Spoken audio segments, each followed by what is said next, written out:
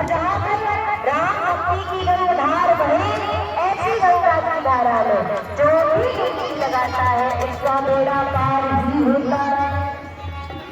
प्रेम सत्संग में ना होई, प्रेम सत्संग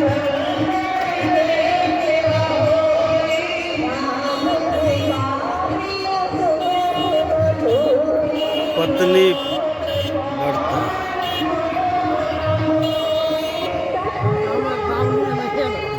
आप गले चालू ना।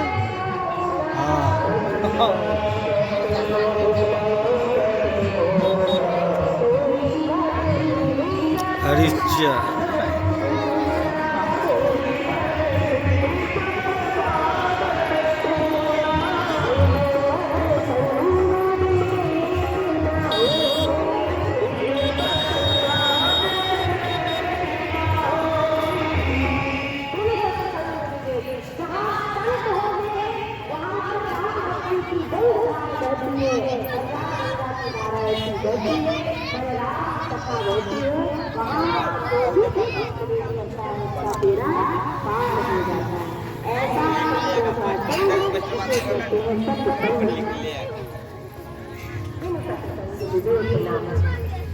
चन्ना बावन में चुकी दिया चन्ना बाबा देखा डोर भगवान की कृपा के बिना ये कभी सुलभ होता है। सत्संग से ही ज्ञान मिलेगा, कैसे भक्ति करनी है, कैसे भगवत प्राप्ति हो सकती है और भगवान की कृपा हो तो करेगा। तो अब आप समझ लीजिए कि हम पर कृपा ही तो बरस रही है, तो हम यहाँ पर सत्संग के लिए बैठे हैं। इस सत्संग के ज्ञान से हम मुक्ति प्राप्त कर सकते हैं, माने उद्धार कर सकते हैं, जीवन में मर्यादा को अपना सकते हैं। ये सब सत्संग से ही प्राप्त होता है। एक गांव में 4 चोर रहते थे। काम था चोरी करना, कभी जीवन में कोई अच्छा काम नहीं करते थे। चोरी से धन मिलता, जीविका चलती थी। सबसे 4 भाई थे, चारों में सबसे छोटा जो भाई था उसका नाम था घाटन। एक दिन चोरी करने के लिए जब 4 लोग जाते थे, तो आज चोरी करने के लिए जाने लगे। 3 बड़े भाई बोले अपने छोटे भाई से, घाटन से, कि देख आज हमारी थोड़ी तबीयत ठीक नहीं है, इसलिए आज पूरी रात चोरी कर रहे हैं। घाटन बोला अभी तक, अरे तो अकेला जाएगा तो पता कैसे लगेगा, रोज हमारे घर जाके देखता है चोरी कैसे करते हैं, आज तभी तो हिम्मत आएगी चोरी कैसे की जाती है। घाटन बोला ठीक है। घाटन जाने लगा, रात्रि का समय, चोरी कर। तीनों भाई आकर खड़े हो गए, बोले सर जा तो रहा है पर एक काम करके जाना। क्या करके जाना?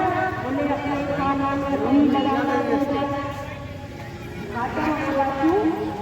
बोले खाना में रुई क्यों लगाना? कहीं भगवान की कथा करेंगे, सत्संग हमारे दिल को निकालने में नहीं, क्योंकि सत्संग तूने सुन लिया तो चोरी करना छोड़ दो। चोरी नहीं करेगा तो घर नहीं बनेगा, ये सत्संग नहीं करना चाहिए। घाटन बोला कि पाप नहीं लगाता, चल दिया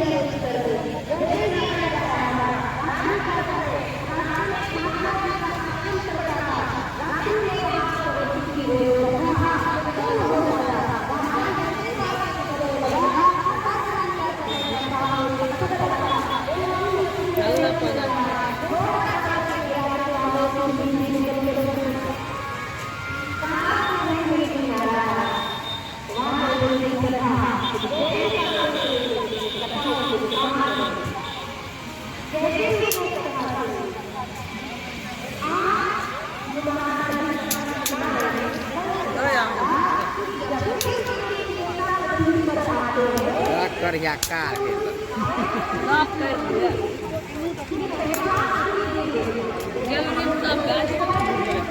रियल है।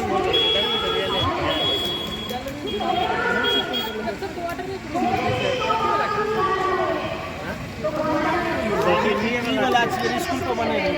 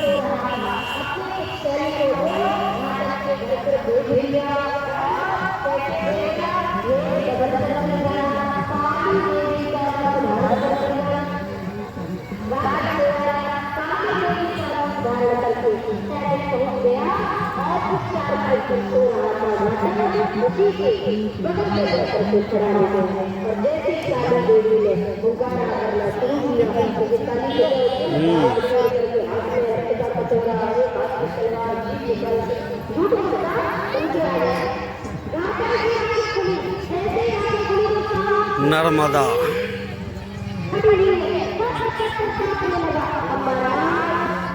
जाते हुए तो काली नदी को देखे तो करता है और सोते हुए जागा तो काली देवी का श्राप कांपने लगा। काली देवी बोली घाटा कर तू न बेटी यहाँ चोरी वो सेठ मेरा भक्त है। कारागार कैसे कहोगे हाँ मैंने चोरी की?